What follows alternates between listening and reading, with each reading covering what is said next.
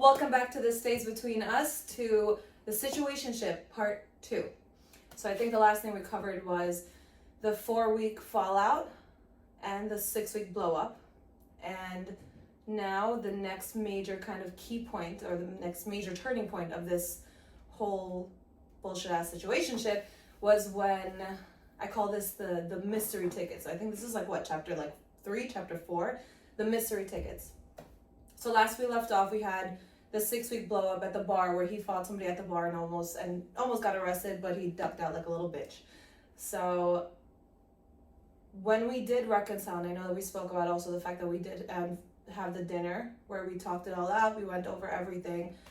For the next couple of months, I want to say it was about 6 months, that happened around August, and I want to say that it was around March that the next key point that we're going to talk about happened. So from August to March, all of that was just such a mess in terms of we stopped going out on dates. We stopped doing fun stuff. I think that the most date thing that we did was maybe we went out for pizza, but we were no longer doing dinner dates. We were no longer going out to nice places. But that was because he said after the incident at the bar that he doesn't trust you anymore. You're not his ride or die. I don't know if we went over that in the last I'm one. not sure, but just in case to recap how it ended. We should recap. I'm still learning, you guys. It's only episode 2. So to recap, the way that things ended is that a week after the blow up, I went to pick up my things.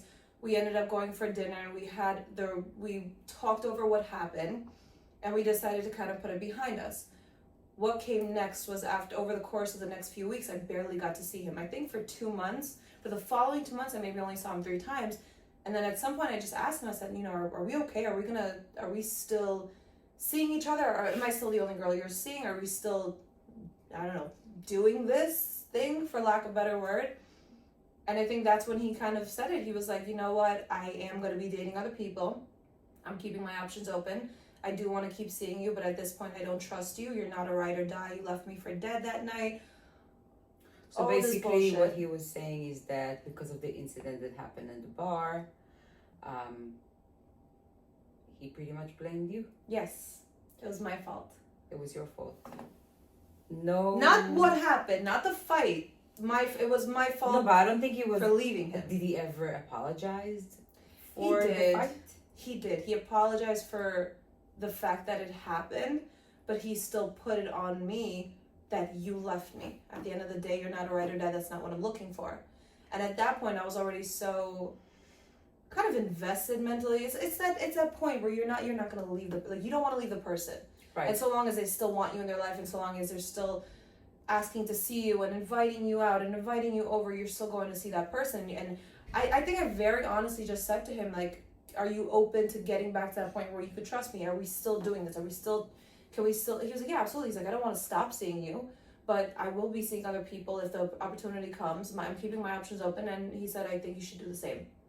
But looking back now, do you realize or do you understand that after the incident at the bar, that's when things should have ended? Because yes, he's not. Everything changed that came after. Next was such bullshit. And to be very honest with you, instead of you being upset at him, he was upset at you. Yeah. Now looking back, I think to myself, he should have been the one making up to me. He should have been the one trying to see me and trying to hold on to me. And it was the exact opposite. And I think as women, we do this either so often, or maybe it takes for that one big lesson and then you don't do it again. But he should have been the one saying to me, I fucked up that night. I triggered your PTSD. I scared you so much so that you ran off and you had to go home, all that stuff. I feel like pretty much what you went through is what a lot of women goes through, which is dating the wrong guy, going through the experience of being with someone that actually treat them wrong or do things not the right way like he did that day. Shows a lot of insecurity, starting fights with someone and doing all those things that he did. And at the end of the day, he felt the need to share with you that you are not his ride or die, even though looking back now, you left me for he was dead. not your, he was a mistake. that whole, I'll say it this way. We still have to get into the whole story, Right. but it's not that he was a mistake. It's just that that's when it should have ended. That's Yes. when I should have said, this person's not for me. And that's okay. And this is not the life that I want. And this is not a healthy relationship. And this person very clearly said, I want to explore other options. You know, it just should have been, it was just for so many reasons. Like, again, it's all the obvious reasons. And the night that I left, that was my full intention. I was like, it's done here. It's done. But again, all it took was for him to take accountability and to apologize. And I'd never experienced that before. I've never had a man take accountability and apologize. And so even though he negated that by then, the next kind of real conversation that we had about the situation was, well, you left me for dead and you're not a ride or die and you're not loyal. So, you know, I'm going to keep my options open. That should have been, oh, okay. So then you don't actually mean, you're not actually sorry about it. Done. But then we wouldn't have this whole story, so I don't necessarily regret it. So that brings us to chapter 4, the mystery tickets.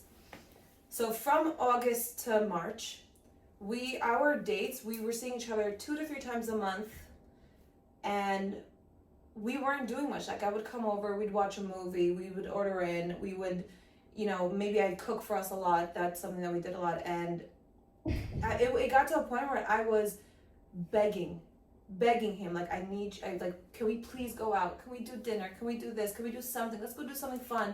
And during this time, he was going out with friends, I'm pretty sure most of it was with women, but he was going out, he was posting on some nights where he'd be at a club or at a bar or at a speakeasy, and he's doing all this fun stuff, and then it would be time for us to come to be together. And let me guess, when you guys would meet together, it would be, you're getting breadcrumbs, what we call breadcrumbs.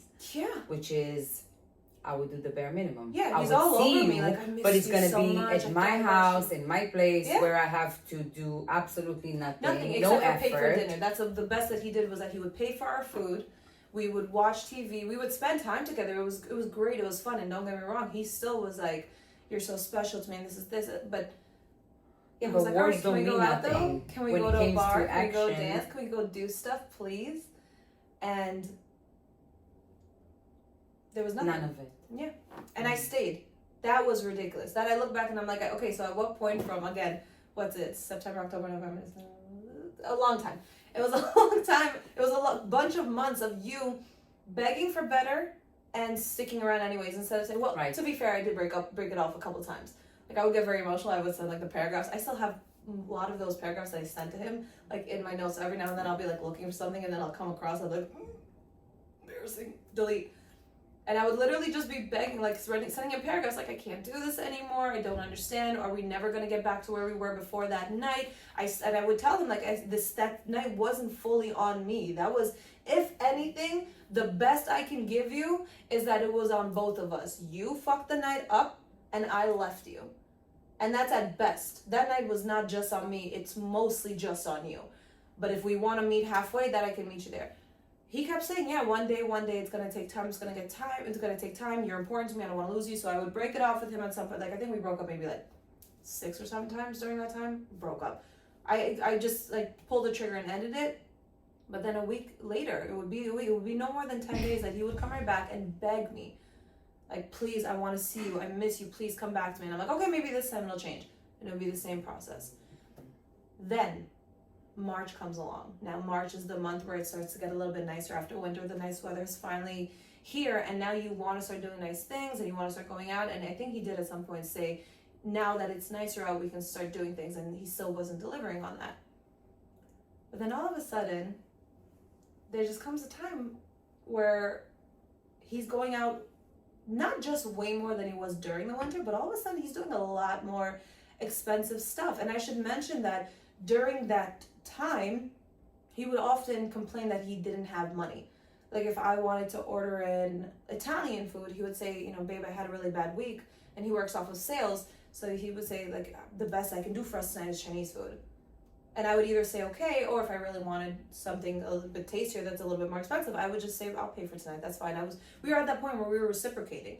If he paid for dinner, I would pay for breakfast. Or if he paid for, if he wanted me to cook, he'd pay for groceries, or if he paid for dinner last week, then this week I'm paying for groceries and cooking for us. Right. We were at that point where you're kind of just reciprocating. Now it feels more like a relationship. Mind you, I was practically living there on the weekends, and you know, at this point I'm doing all the wifey stuff, by the way. I'm cooking, I'm cleaning, every time I come over I'm cleaning the house, doing the laundry, everything. I'm very much embedded into your life at this point, so I'm thinking like, unfortunately you just skipped to that part of the relationship where it is a little bit more boring. And I think this is what you do in a relationship when you're years in. Unfortunately, you kind of brought that a little bit closer, and I was also okay with it for that reason, because I felt like a little bit of a wifey. We don't have to go out and do crazy stuff. I would like to. I was, again, begging for it. But I also, I think, was willing to wait till it got nicer out. I think that's where my mind, that's the excuse I made for myself, is that it's not even nice out yet. You don't, all right, fine, do your thing, and I'll just wait for you to want to take me out. But like I said, all of a sudden now he's going to all these very expensive events. I'm talking Madison Square Garden, I'm talking like all the expensive, like comedy shows, and not small pubs, like Adam Sandler, Mike Epps, he went to a Lil Wayne concert, he went to these, a bunch of people that I didn't even know, just huge, expensive sports events, all these things, and I start kind of just like hounding him, like, babe, how are you at all these events? I know you're, like, again, at this point I'm practically living with you, I know your expenses, I know your paycheck, and I know respectfully you're not affording this. So how the hell are you going to all these expensive events? I don't understand. I know you can't afford it. So he finally comes, he's like, oh, I have a hookup. He's like, one of my really good friends, they have they work at Madison Square Garden, and they get us free tickets sometimes, because it wasn't just him, it was him and all his friends were going, him and all his coworkers were going. It was mostly... Hold on. Is the friend a male or a female? The friend was a female. Okay. Continue. Don't go ahead. I'm not. I just wanted to know. All right, I guess that's a key point. Yeah, the friend that was the hookup was a female.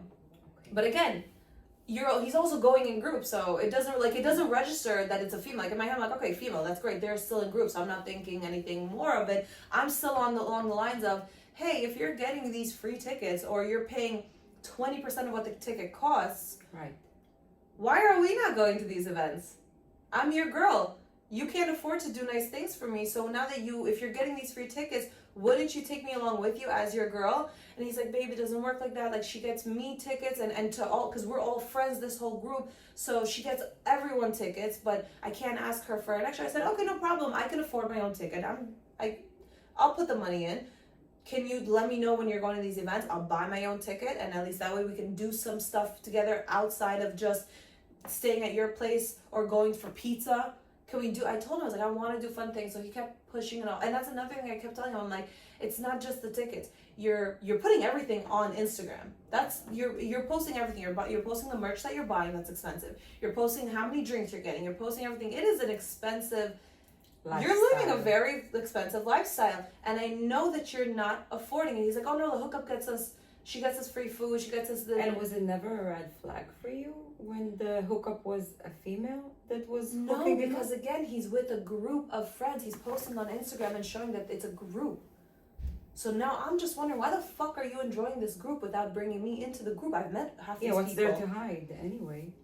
And he just kept saying, he's like, no, so, and then I told him, like, I could buy my own ticket, right, and meet you there. Because I know you can't afford the ticket on your own, so if you can't get me a free ticket, I'll buy my own ticket, and at least that way we have some fun. Right. He made up some sort of bullshit excuse, Of and course. no, I remember what the excuse was. The excuse was, babe, I want to treat you. I'm starting to do a little bit better at work. Just give me some time. I promise you, my next paycheck, I'll take you out. I think that's what he kept repeating. So for about a month and a half, I'm feeling super excluded. Mm-hmm. He's also seeing me a little bit less and less now. And again, I can't understand what the hell is going on, but I also don't question it because for the millionth time, he's in a group. Right. There's no reason to ask questions because you're with your friends. What am I going to complain about? Okay. We started to get a little bit distant during that time, but distant meaning we were still like our form of communication on a daily basis was he would be sending me memes all day. So at this point, you're very much months into the relationship with that. I thought that it was, and I think it's very acceptable as a form of communication to send each other memes all day. You don't have to be texting all day. You don't have to be on a phone call every day. That's okay. We know we're together and we know we're both busy. You have a job, I have a job. So memes every day. We would talk once a week on FaceTime. We would be texting here and there, catching, like he would, hey babe, how's your day going? And so there was no reason to think that anything was off, except now I was seeing him less and less. And then that brings us to the next chapter. I call this the Bronx Zoo and a trip to Puerto Rico. This was the biggest, what the fuck are you still doing in this relationship sign to me. Okay. One day, I remember this, it was, this point, by the way, was early June, late May, I want to say, because it was around my brother's birthday. And one day he posts on Sunday. Mind you, again, I've been begging to go out. I've been begging to do anything other than just staying in. Right. So he posts on his story that he is at the Bronx Zoo in the middle of the day on a Sunday. I text him right away. I said, "Who are you at the zoo with? That's not a homeboy activity. You don't take your boys and go to the zoo. Right. Who are you with?" Mm-hmm. So he's like, "Oh, I'm with my homegirl. Enter name here." I'm like, "Oh, I didn't know you had a friend named." Did you connect the dots that the homegirl is the same hookup? No, you're skipping ahead. Oh. We're gonna call her Sheila. Okay. Sheila. Cute. He tells me I'm with my homegirl Sheila. I said, "Oh, I didn't even know you had a homegirl. I've never ever heard you mention her name before." He's like, "Yeah, we grew up together. I've known her forever. She's one of my best friends. She's this awesome girl." Now, again, I'm not really seeing any red flags because you're openly telling me her name. You know, right. Now I can find her Instagram. So right. I'm like, all right, there's nothing going on here because if he's disclosing all this information, there's nothing really to hide. So I said, okay, enjoy, have fun. Mind you, I'm seething because even if you're just hanging out with a friend, why the fuck aren't we at the Bronx Zoo? Why haven't you taken me to the Bronx Zoo? Why aren't we doing the day dates? Why aren't we going out? Why aren't we doing the things? And again, at any point, I should have just been like, this is ridiculous already, end it. But every time I would end it, he would come right back. So it was just like this vicious cycle. But then that night, around 10 o'clock at night, I go to FaceTime him. So I'm thinking, at this point, you're home. It's a Sunday night. You have work tomorrow morning. I FaceTime him and he doesn't answer. I'm like, okay, he's probably sleeping. He often goes to sleep early. And I'm thinking, all right, he's asleep. I'll talk to him tomorrow. I go to post a photo on Instagram. He likes it. I'm on my phone when I see the notification. So I click it, and it takes me to the photo, and I go through the likes, and all of a sudden his like is not there. So I go to my notifications tab. I refresh the notifications tab. The like's not there. You didn't answer the phone. Then you like a picture, but then you unlike it. By the way, if he would have just liked it, I would have assumed that maybe he woke up, because he would sleep. So he would fall asleep and then wake up for an hour and then fall asleep. Like his sleep schedule was fucked. The fact that he unliked it, I'm like, what's going on here? What the fuck is this about? Small note that I've overlooked. When he told me who the friend was, I fucking looked it up. I went to his following. I looked up her name. There was only one name. I went on her page. She had a public page. I go through her stories. And sure enough, they're at the same place. But again, now I know this. And they went from the Bronx Zoo to a spot to eat. And they're posting the same stories. And I'm like, all right, again, this is normal. He told you who he's with. He wouldn't have said it if there was anything going on. But again, now it's 10 o'clock. You're not answering your FaceTime, but you're liking the photo. And then you're unliking it, which makes me think that you liked it by accident. And now I'm wondering if you unliked it because there's someone that you don't want them to see that you're liking my stuff currently. So I FaceTime him because I know you're awake now. He doesn't answer his FaceTime. I connect the dots. So I sent him a text. I said, I don't know who's in your bed right now, but you can tell her that she can have you. Blocked him. Okay. At that point, it's pretty clear cut. Because it's one thing, first of all, there's no reason for you to not be picking up the phone twice, and you accidentally fucked up, and now I know you're awake, and that you're just ignoring me. There's only one reason you don't pick up the phone, FaceTime, specifically, at 10 o'clock at night, but you're awake. What did he do when you texted him? I wouldn't know, I blocked him. I blocked him on everything.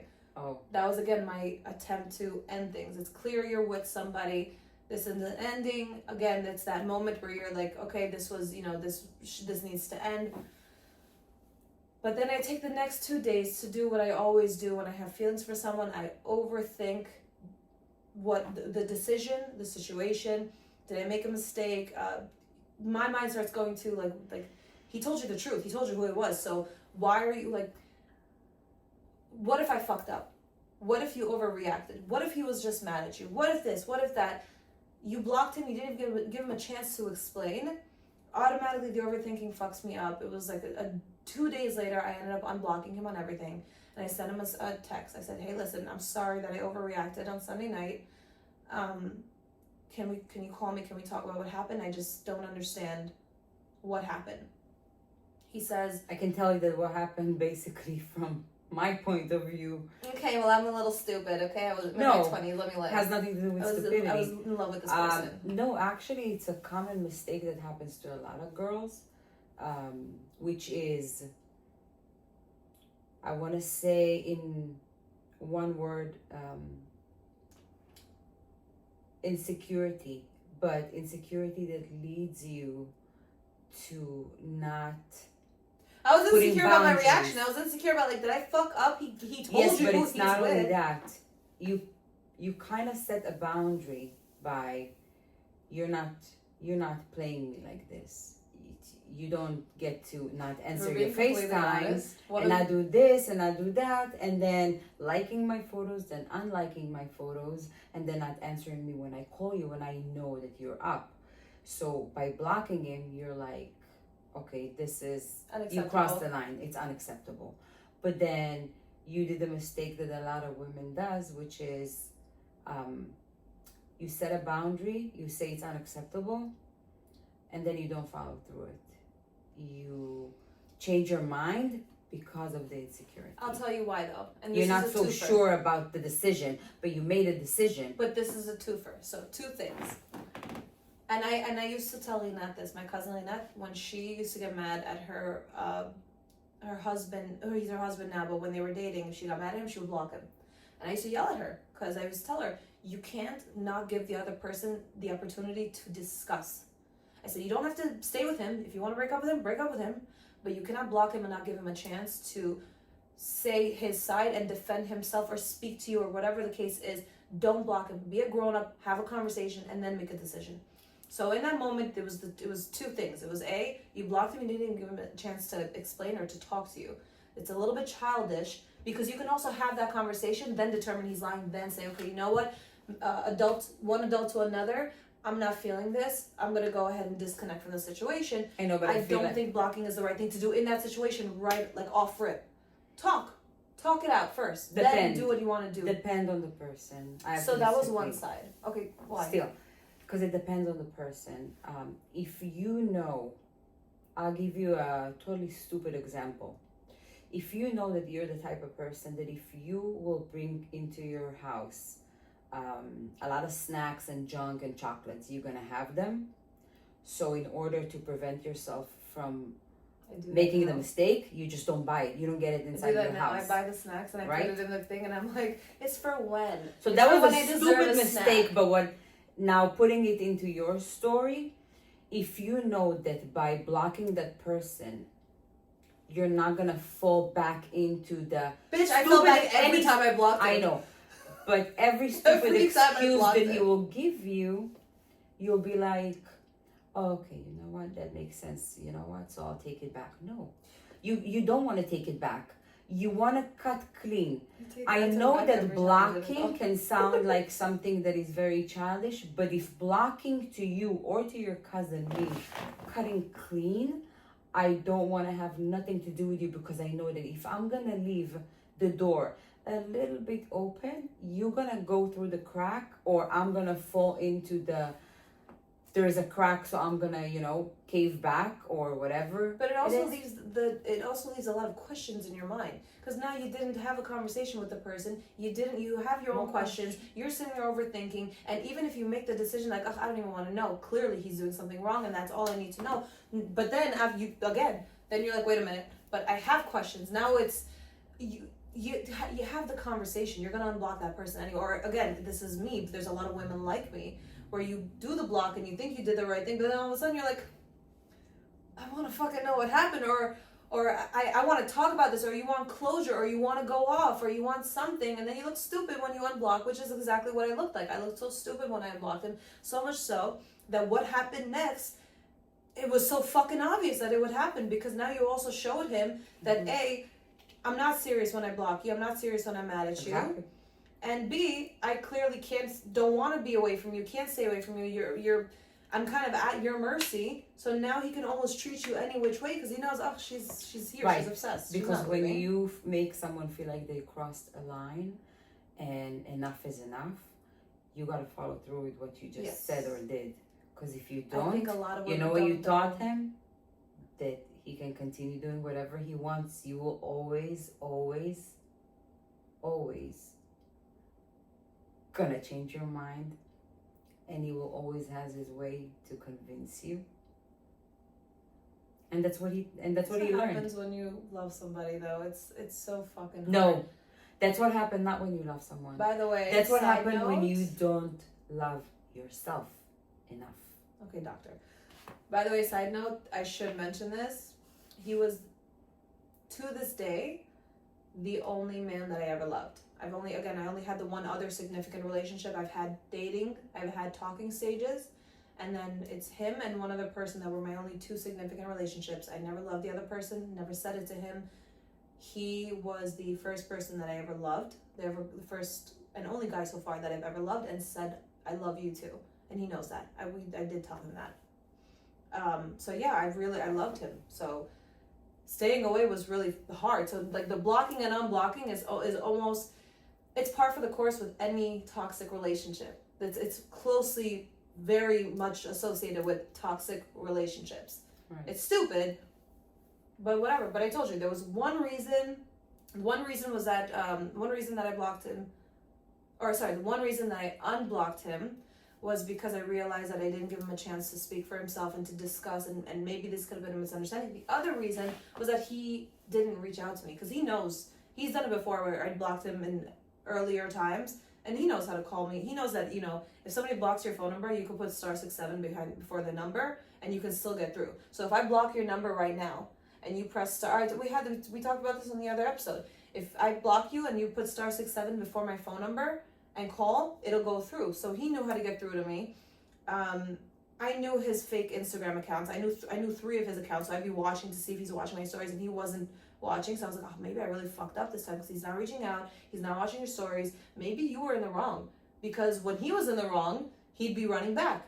And now maybe you really messed up. Maybe he really didn't do anything wrong, and now he's upset. And the entire time that you were in a relationship with him and he was in the wrong, he was like chasing you. Every time I blocked him up until that point, he would always be like if I got mad at him because he was following a girl that he had hooked up with right before me and him met. Mm-hmm. She was trying to get in contact with him in the first couple of months that we were dating, and then when he told me who she was, I told him, I said, I don't appreciate that we're trying to build something here and this person has access to you, and you say that she's crazy and that she won't leave you alone. Why are you still following her? If she, of course I would, she probably thinks you're not posting me, so you look single. I don't blame her for not leaving you alone, especially if you're leading her on in any way or whatever the case may be. And so he ended up, so I got mad at him at some point and I blocked him, because I think this was this was a couple of months in already. And I told him, I said, something's fishy over here. Why do you call her crazy, you're talking shit about her, but you're following her and you're not removing her as a follower, and I've seen you remove other people as something's fishy. So I blocked him, and then he called me. He's like, all right, fine, I blocked her, I unfollowed her. Can you please just unblock me? So he would run back. This was the first time that he didn't, and that's why I started to doubt. I was like, fuck, maybe it's me this time. Was it you? No. But that brings us to, right. I unblock him, send him the text. He writes back, he says, I'm going to call you when I'm free, something like that. I said, okay. He waits a day and a half to call me. I remember I was losing my mind, because at the time I also, I tried to follow him again on Instagram. He has a private account, and he wasn't accepting my requests. Now in the past, he would accept my request right away, and we would go right back to following each other. He wasn't accepting my request. And so I knew something was fishy. Right. So he finally picks up the phone the next day, calls me, and I'm expecting him to either be angry or upset or yell at me, basically tell me that I misunderstood the whole situation, something.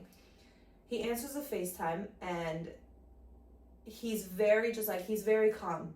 He's laying in his bed, he has his dog with him, and he's like, say hi to the dog. Like, I'm not gonna say the name, but he's very calm, everything's calm. And I'm like, oh, all right, I'm disarmed. Now I think that everything's okay because he's calm, he's relaxed. He's like, look how cute she is. And I'm like, oh, okay, we're right back to normal. Okay, everything's fine. He clearly this was a misunderstanding. He's about to, laugh it off with me. Something. I'm like hoping for the best right now. Then after a few seconds, he like gets serious. He goes, you crossed the fucking line. I was like, oh fuck.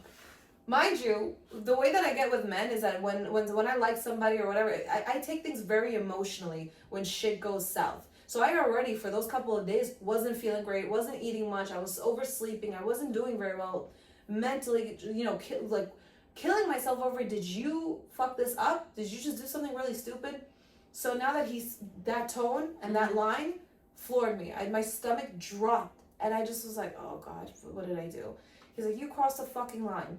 He's like, I told you where I was, where we were going, what we were doing. I told you who I was with. I trusted you with that information.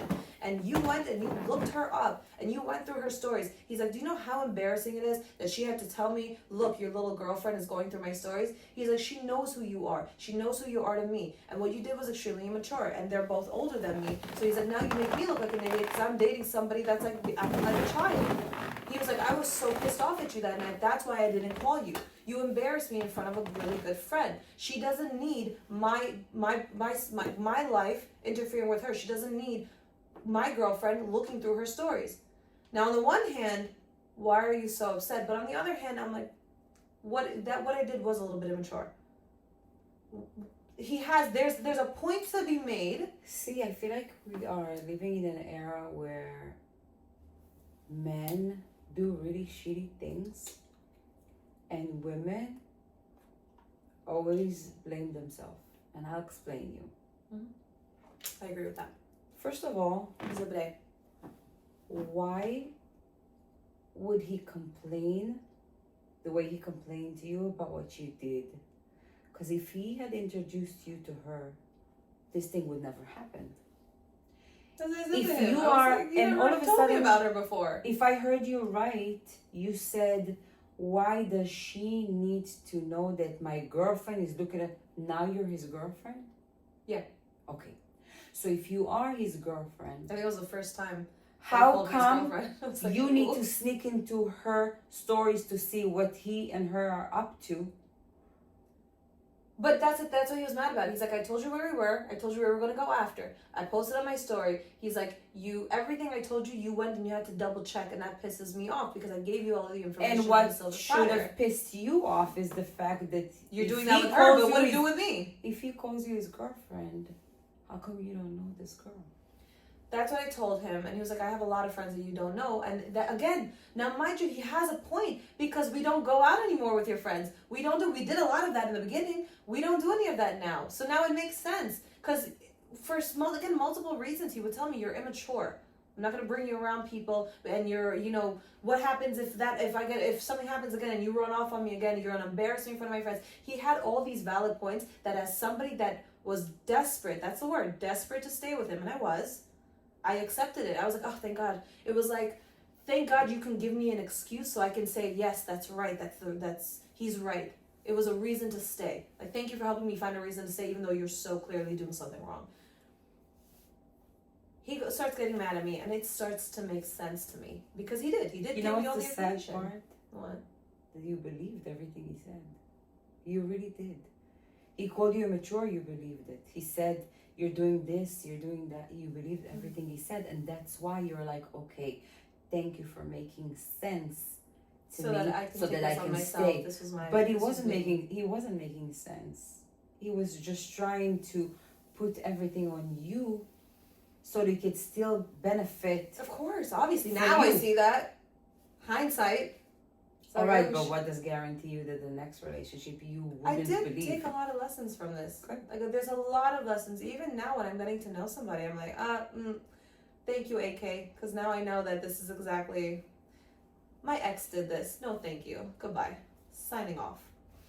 I really truly believe that girls in general, they should, as I feel like as a human being, all of us should hold ourselves into a standard. I don't know, for some people it could be a high standard, for some it could be a basic one, but we all have some standards to what we expect from ourselves, you know, as a person, as human being, and also in a relationship, obviously. And I feel like if something does not, if something is not aligned with your standards and it feels off, then you should, I don't know that I had standards at that time. exactly, then you should believe in yourself and say, you know what, this is you have not. to keep in mind, you have to remember that this man, again, this man is gorgeous, was and still is, and he is 6'2". Right. Very hard to have standards after 6'2". I get a little, for every inch that you are above 6 foot, I get a little dumber in the relationship. I'm sorry, it is what it is. I'm working on myself. I'm a work in progress. Anyways, I can't believe I said that. So this isn't even the craziest part of that phone conversation. That phone conversation was a fucking train wreck, and he gaslit and manipulated the shit out of me, and he did so well, because by the end of that phone call, I really was like, I fucked this up. He's right. I'm immature. What he goes into saying during that phone call is essentially, to summarize it, he starts to say that I need some time to get over what you did. I'm not going to accept your follower request right now, and I'm not going to follow you back right now because I need time to get over what you did. You really crossed the line. Hold on. I'm not saying that he's right. Let me finish. Let me tell you what happened. I'm not saying you're saying you're right. What? Was he punishing you? Yeah.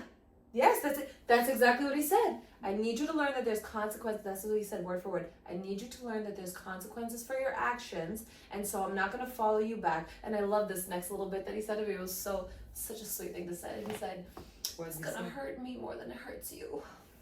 Oh. I remember I was so upset, and I was like, that was a dumbass line, but okay, I guess, sure. I wonder how You're many making times this he said it decision, before. alright. Well, me, like an idiot, I'm sitting there, like, I literally was like, I'm sad. I said, but I told him, though, I did say during the conversation, I said, just be realistic with me. Is this over or what? He goes, this isn't over. He said, I love you. I want to be with you, but you crossed the line. I need you to learn there's consequences to your actions, and I just need time to get over what you did. Everything's fine. We're still good. Just, I need time right now. Do you really think he loved you? Yeah.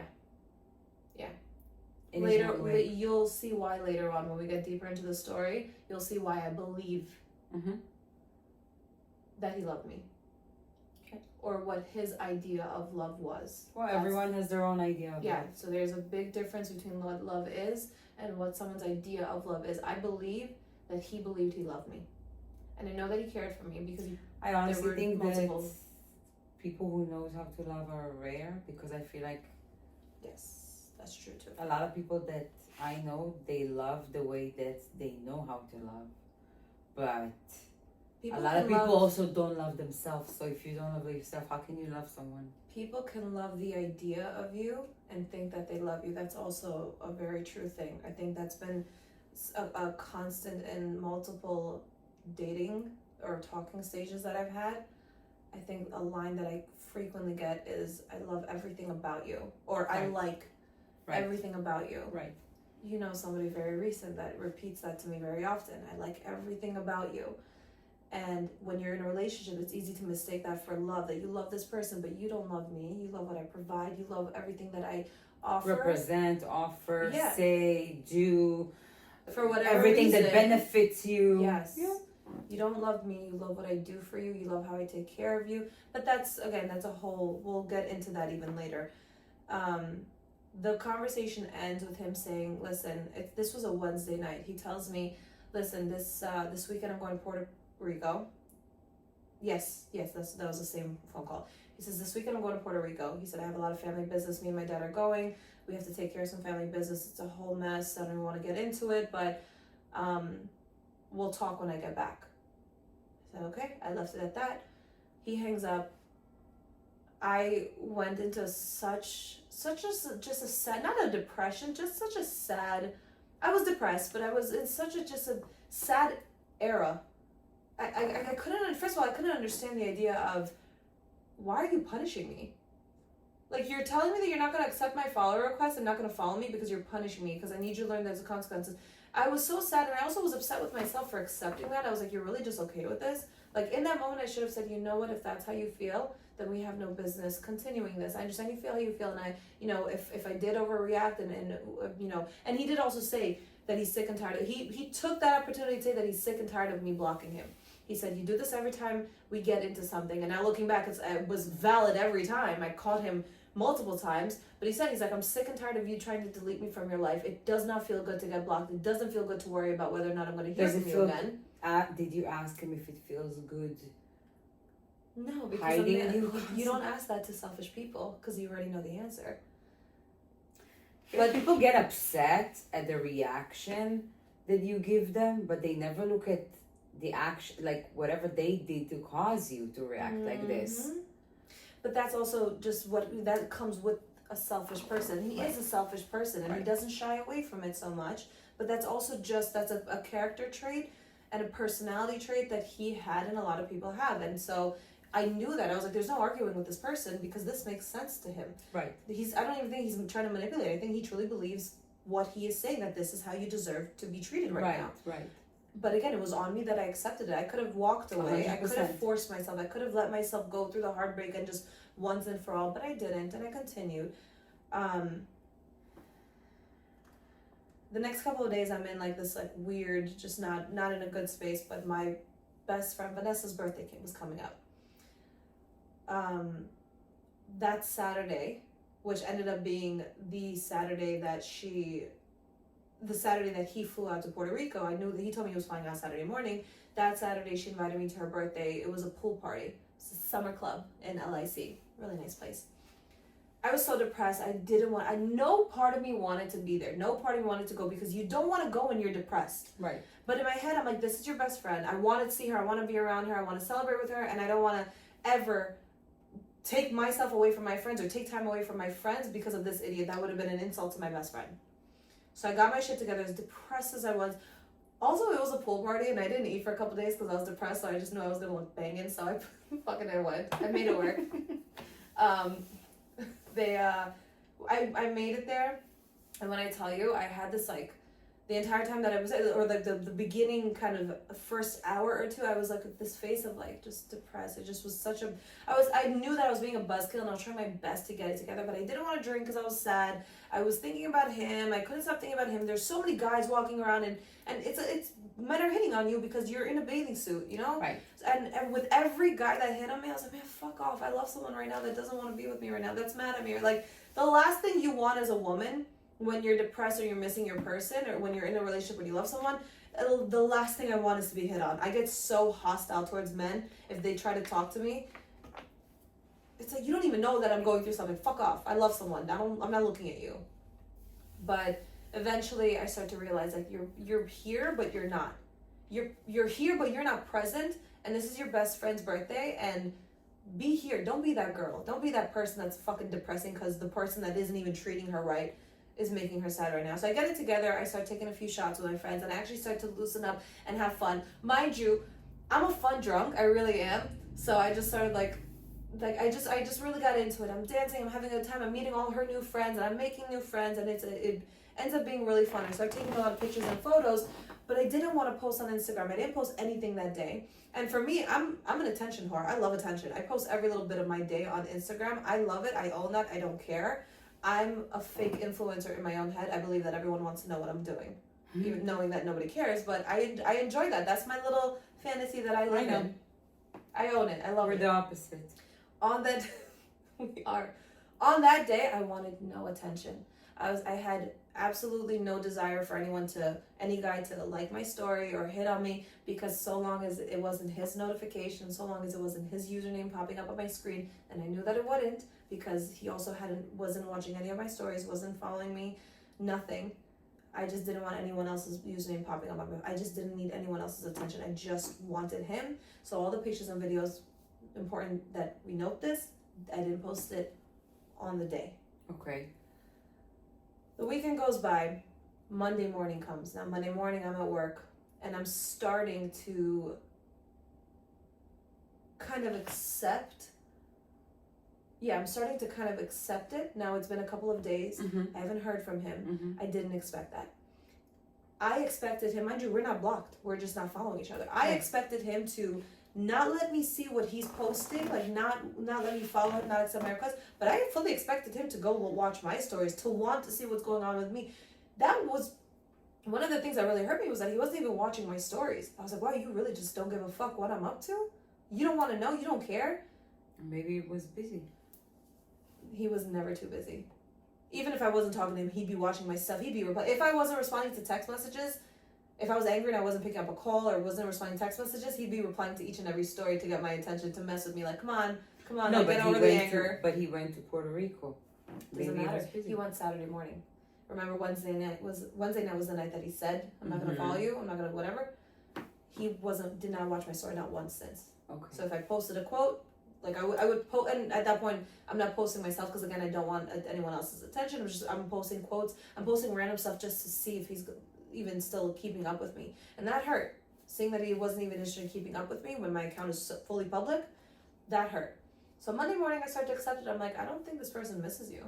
I think he's very much like in the process of moving on from you, and I start to kind of like, all right, it may be time to accept it and move on. And if he does reach out, you may have to realize that this person might not really care about you as much as you think. He might not love you the way he says it, and it's time to accept it. Okay.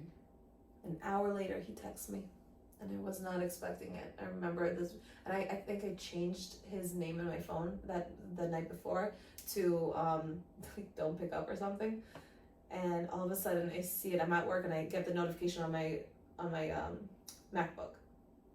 He wrote, "Hope all is well. I miss you."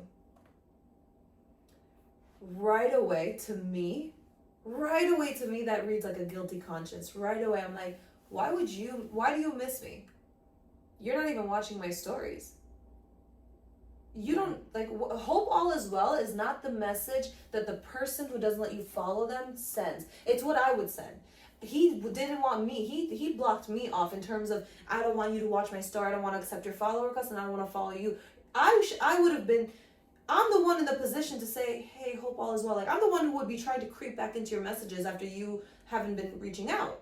Because it was your decision not to be in my life currently at this moment. Why are you sending a message? Why is someone in your position sending that message? All you have to do is accept my request and follow me back. I didn't know if he was still in Puerto Rico or if he was back in, I was going to say back in the U.S. I don't know if he was in Puerto Rico still or back in New York. But right away that read like a guilty conscience. You're not watching my stories. It was your decision not to be separated at this time. It was, why do you miss me? What's going on? That's when I remember that one of my other best friend follows him on Instagram, because they knew each other for 20 years. They knew each other for 10 years before I knew him. Okay. Either one of them. So I messaged her. I'm like, hey, can you do me a favor? Screen record his stories and send it to me. She goes, okay, yeah, sure. I don't know why I didn't even think about that before. She screen records everything, sends it to me. Now I'm going through it. I'm like, okay, yeah, he's in Puerto Rico. All right, he's here. He's eating a grilled shark skewer. Okay, now he's at this bar. Now he's at this, center area, like tourist attraction. Now he's at this beach. Okay. I start thinking, what are the odds? What are the odds? I go onto Sheila's account. What are the odds they're there together? Oh my God. Starts to make sense to me. You have a criminal mindset. The best detectives are females, let I me tell know. you. And it wasn't even that hard. Her account's public. I don't know why I didn't just look at it before. Again, all of it kind of all he had to do was text me, I miss you, hope all is well, and I'm right, but he warned you before. Something and he said fishy. that she sees when you're looking at I don't give a fuck. All my girlfriends were like, because when I went to look through her stories, my girlfriend's like, go on your fake account. I was like, fuck no. I'm not hiding anything. Yeah, bitch, I am watching your stories. You know who I am, apparently. That was my mindset. So I go through her account. I go through her stories. And every story he posted, she posted the same fucking thing. Oh if he had... Did your heart drop? Dude, I almost pissed myself right then and there. If he was holding a shark skewer with this hand, taking a picture like this, She was right next to him doing the same thing. Now you couldn't tell that they were. You couldn't even tell that they were with someone. But they're posting the same fucking thing. That's cute. He's posting the bar. She's posting this side of the bar. He's posting the beach. She's posting. They were together. Of course. So I literally, when I saw that, I laughed. Wait, so that's the hookup girl, right? That's one that the hooks him hookup. up. Yeah, that was the hookup. The mystery tickets. Mm-hmm. That's the hookup. That's the best friend. That's the, we're going to the zoo and all that stuff, and she knows you're my girlfriend. Let's not get ahead of ourselves. Let's let this go where it So went. what did you do? I started laughing. Dude, I started laughing. I was on FaceTime with Natalie. I started laughing. I'm like, this motherfucker. I'm like, he played me. Well done. Well done. You had a girlfriend this whole time. I'm not your girl. I've been begging you to go to Puerto Rico with me. I've been begging you to take a vacation with me. I was dumb enough to offer to pay for one of our vacations because he wasn't doing well at work and he couldn't afford shit. I've seen his bank statements. I know you can't afford shit. I was going to pay for a vacation. Even that you passed up. But now you're on vacation with her after taking her to the Bronx Zoo and I've known her my whole life. I'm like, oh, okay. You played me. Well done. I can't even be mad. I should have left a long time ago. There were so many red flags. So many. This is on you. I fully took responsibility. I said, this is on you. But now you know this is why he didn't. She probably said to him, why the fuck is this girl watching my stories? And then when I blocked him, it was his perfect excuse. He probably went and told her, look, I unfollowed her and I blocked her, whatever. And that's why you didn't accept my follow request. You didn't want her to see. That's why you unliked my photo in case she went and looked at my photos to make sure that she didn't He wanted follow the me. trip to Puerto Rico to be smooth. Yes. Without a problem. Yes. So And he told her he stopped following and he you. didn't want me following him because he didn't want me to see. Hold on, what did he get out of it? We'll get to there. This chair makes so many squeaky noises. I'm not farting, it's the chair. So I don't answer his text. Mm-hmm. I don't answer his text. I also fully know that she's gonna go tell him that I went through his stories. Right, and but I'm at like, this point you don't. I don't give a fuck. I'm like, all right, that's okay, done. You did well. I was within minutes I was over him. I was like, okay, I got played. Now I know that everything we had was fake. I'll make do with that. I'll figure that out. But right now it's done. The person doesn't give a fuck about you, so move on. There's nothing to do here. And I figured also, I'm like, once she tells him, then he'll understand why I didn't message him back. He'll get, and I leave my red receipts on for everyone. I want you to know exactly at what time I didn't give a fuck to text you back. So I'm like, all right, once he starts to wonder why I didn't respond, she'll probably tell him and he'll put two and two together. Okay.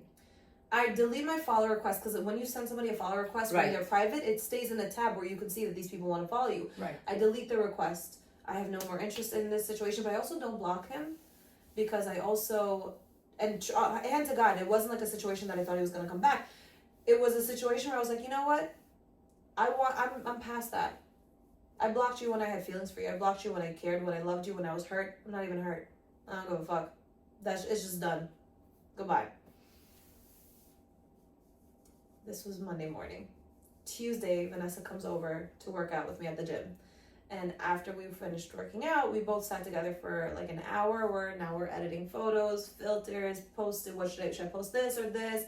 Going back and forth. We spent like an hour doing all of that, and we start posting photos. Now, when you post a photo with your girlfriends and you tag all your girlfriends, all these other people, all your girlfriends are sharing the photos on their stories, reposting, and you're tagged in it. So now you have this like almost like new audience of like men and women that see you. So obviously, if you post a photo with me on your Instagram and you tag me, men that see my photo, if they find me attractive, they're gonna come follow me, right? Right. So now Tuesday night, I think I gained like 50 followers because we posted like 5 or 6 of us as women were posting. So now all the men that are following them are seeing them, and then out of that came 50 new followers overnight.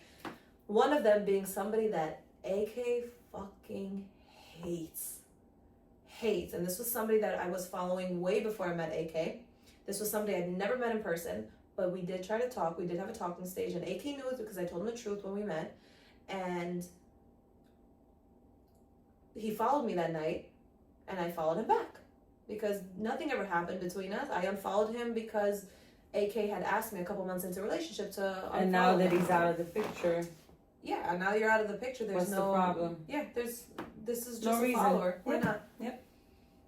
And the craziest thing is that night when he followed me, I turned to Vanessa. I said, this is gonna be the one. This is gonna be what's gonna bring him back in my life. I said, don't ask me how I know. He's gonna somehow he's gonna see this, and he's gonna go off on me. And she's like, no, he's not gonna do. I said, no, I guarantee you, this is gonna be like the match that lights the flame.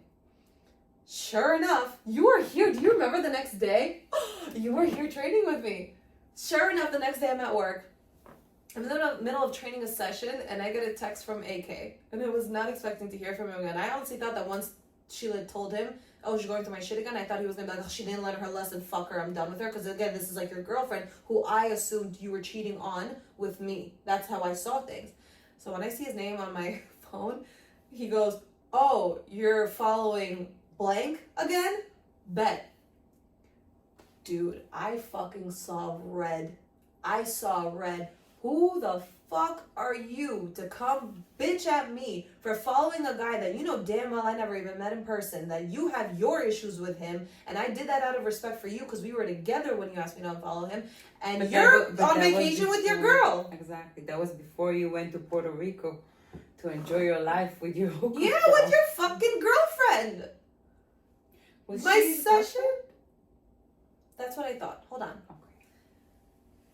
I finished my session with my client, and thank God I was done with work because I was like, oof, I need to sit down. I need to be ready for this because I was about to let him have it. Mm-hmm. I said something to the effect of like, shouldn't you be worrying about the vacation that you just came back from with your girlfriend? Mind your fucking business. And he starts laughing. He's like, ha ha ha, girlfriend, try best friend. You're fucking crazy and stupid. I said, you can... Hold on. You told me that you have a lot of problems, family problems. You're going with your dad. Yeah, family business. Me and my dad. Because you have family Wait, remember what he said? He said, I don't even want to get into it. I don't even want to tell you what we have to do there. Just I don't even want to talk about it. Me and my dad we gotta handle this. Okay, so from your dad, now it's a girl. And now when I call her your girlfriend, because obviously, it's something there is not kosher if you're not mentioning that you're going with her and you're saying you're going with your dad. So he had an excuse. This man comes locked and fucking loaded to the conversation. He comes with his own receipts. Faux receipts, like fake receipts, but he comes ready. I'll give it to him. He had a fucking answer for everything. Now looking back, he had a fucking answer for everything. He was like, you're fucking crazy, whatever. He's like, I was there with my dad and with my brothers, like I told you, and she was there with her girlfriends and her people because it was her birthday. He started sending me pictures of them celebrating her birthday, like just the dinner, and that it's a birthday cake and this and that. He was like, we all met up. My family knows her because we've known each other since we were children. We all met up. It wasn't just me and her. It was me, my brothers, my dad, her, and all our friends. We all went to dinner together. We were all hanging out together. You're so stupid. You're making yourselves look so dumb. You have no idea how stupid you are right now. This is my best fucking friend. I would never touch her. We don't have a relationship like that. He's going on and on and on. And me? Is she childhood girlfriend, really? Friend? Friend. Again, we're going to cover that. Me, when he starts giving me all these answers, again, it starts to wash over me. I'm like... you're starting to doubt yourself. Like, fuck, this makes sense. This is a good... And I believed it. Because a lot of this makes sense. No. What? You believed it not because it made sense. You believed of course I fucking wanted to, 110%. I was like, ooh, you're chasing after me? Okay. You bother to explain yourself. Not even the way that he chased after me. Like the fact that you came back, and that to me was like, it was the first time. Now this is what, 9 months in? This was the first time that he was really like going on and on and on, and like just the way that he was acting through the text, he was really bothered that I thought that he was with it. He was really bothered that I was ready to. I think looking back, I think that was the first time that I ever like didn't respond to him. Like, mind you, he texted me Monday morning. I didn't respond. I deleted my follow request. I'm sure he saw that I was no longer requesting him. I think it was the first time that he ever realized, fuck, she will walk away if I initiate. And that's the one thing I've always been good at. Anytime a man has ever ended things with me, I've never begged to come back, and I've accepted it. It's not because I'm a tough bitch. I'll suffer in silence. I'll cry in my bed, whatever, but I'll never let you see that. I'll never tell you, like, please don't do this. No, you made your decision. As a man, I'm assuming that you know what you want and you don't want me. And so I'm going to go suffer in silence and I'm not going to come back to you. Right. So when you said this, I need time and whatever, I accepted that. But then when I saw that you guys were on vacation, and I was like, oh, okay, this is probably his girlfriend. I'm a fucking idiot. Done. So now that he's running back to me and he's giving me all these excuses, the explanation makes sense. I'm like, fuck, this is kind of like 2 and 2 is adding up to 4 right now. I was like, all right, well, you should. But then I tell him, I'm like, well, you shouldn't have lied. I don't know what to tell you. You should have said, I'm going with a bunch of people, whatever. You said you were going with your dad. He's like, I did go with my dad. I said, you said you were going to handle family business. He's like, we did. It just so happened that she was there celebrating her birthday, so we all met up. Now it all makes sense. They have the same background. They're from the same area. Everything does kind of make sense because, again, I went through her stories. And I know that she saw it. And I know that she told him. And he's not getting mad at me for it this time.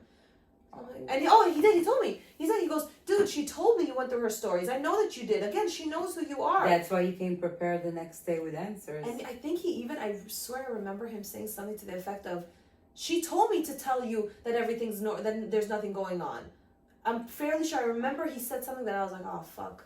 All right. Okay. All right. I overreacted again. But you're also taking the chance to, because again, I didn't block him, so now you're also explaining it. So you see the explanation that I didn't get the night that I blocked him. Yeah. You see, now I'm getting what I needed. I'm getting the conversation. Right. So I was like, all right, well, look, it looked really shady, and I wish you would have just told me from the beginning what was going on. We're not going to get ahead of ourselves with this story. No.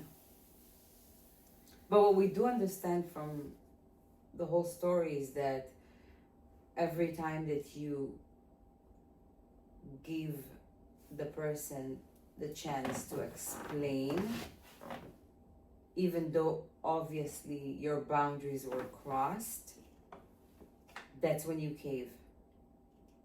Because I somehow the explanation. I need you to give me a reason that I can accept and tell myself. No, you don't. No. You crossed the boundary, period. No, I'm saying me. I know. I know. Appreciate that you're giving me, because if I make excuses for you, that's more embarrassing than you giving me an excuse of me saying, okay, perfect, yeah, this is why. Yeah, you're right, I fucked up. Yeah, you're right, no, I overreacted. Yeah, no, let's continue being together. Thank God, I was looking for any reason to stay. Right. I loved him. I loved him.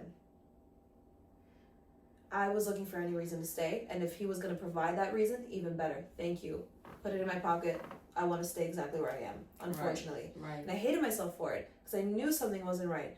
And I hated myself, and there were so many nights that I stayed up like, why are you doing this to yourself? You know this is not right. You know that he's just really good at hiding what he's doing. He doesn't feel right. You know none of this fucking adds up. You fucking know. Why are you here? And I just couldn't. I did not want to stay. I did not want to move.